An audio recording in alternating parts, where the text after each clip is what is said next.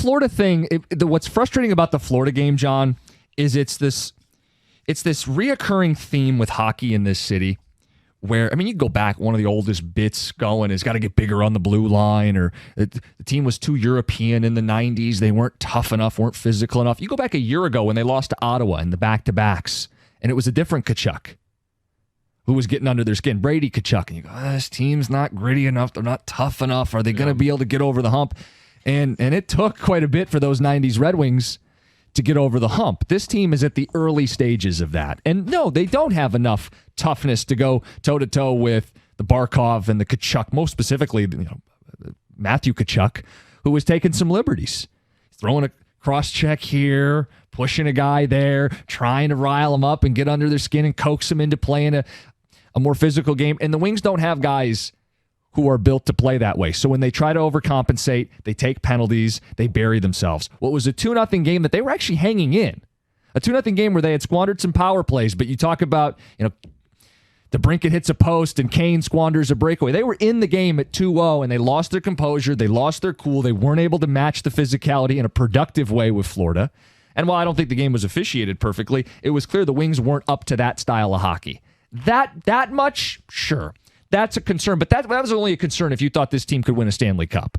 If your concern is whether or not they get in the playoffs, I'm certainly not concerned at this point. No.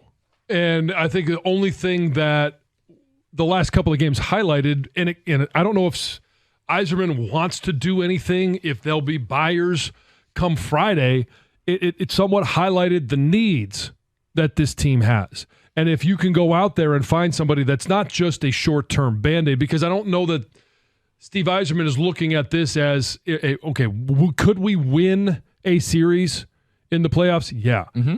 But if I add a player, does that mean we win two? Does it make us a contender? I don't know that anybody's going to say that makes you a contender. And so if that's the case, then I really believe he's looking at who can we add, not just for this year. Is there an opportunity for somebody that's selling? Is there an opportunity for somebody that's just looking to reset and they're going to, it's a fire sale? Can you pick up somebody for 2-3 years? Texter says, I find your statement offensive, Costa. Everyone that gets in the playoffs is a cup contender. Maybe not a real threat to go deep, but everybody's a cup contender. There are tiers, and Saturday showed you a difference. Yeah. I don't know how else you can interpret that. They tried to sit at the adult table for a game, and they got put back at the kids' table. Texter, compared to all the playoff teams, they have one of the easiest schedules the Wings do. They still may get third in the division. Sure, there's 6 back. Another person, not overreacting any more than I did when they were in the third spot briefly. I still think they make the playoffs. If they want to advance in the playoffs, Steve needs to add grit, all caps, at the deadline. That's Bill in Newport. I think it's pretty obvious, but it goes back to what I want versus what I think is going to happen. I'd like to see him add a little bit of grit or sandpaper or whatever word you want to use to help them advance in that first round series, greater chance to advance, and then be able to do something if you match up with a tough team. I mean, you may get Florida in the first round.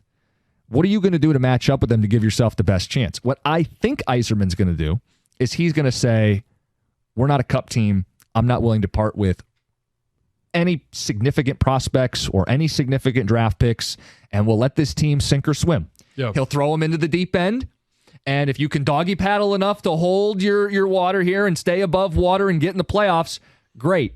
But I don't think he's going to throw them really a life raft or anything come Friday. At least nothing significant. That would be my read coming out of the weekend. I don't think he's going to do something significant. To not make the playoffs, they basically have to hold serve. They have to do what they've done all season long.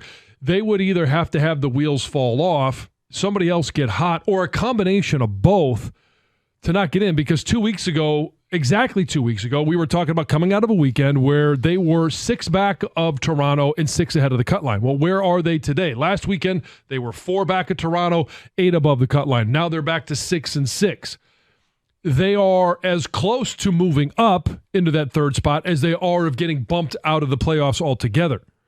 So both opportunities present themselves. Texter, Costa, we just beat Colorado a week ago. You said we're probably going to lose to them this week? That's why I can't like you. You're getting wimpy.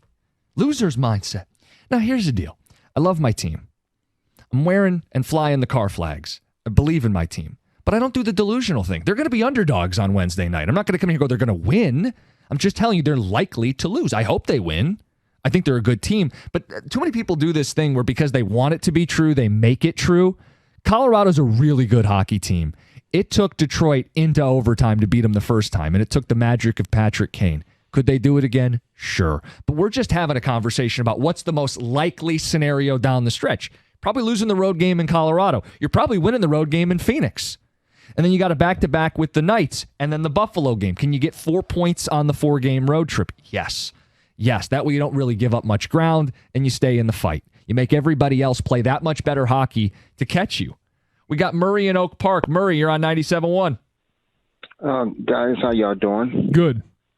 Y'all made some great points about the physicality of the Red Wings game. Truly, I believe they need an enforcer right now. I mean, Coach Allen in football always said that the future is now. I hate for Yzerman to wait too long and somebody get hurt, because they don't have an enforcer. So I think that needs to be on top of the list.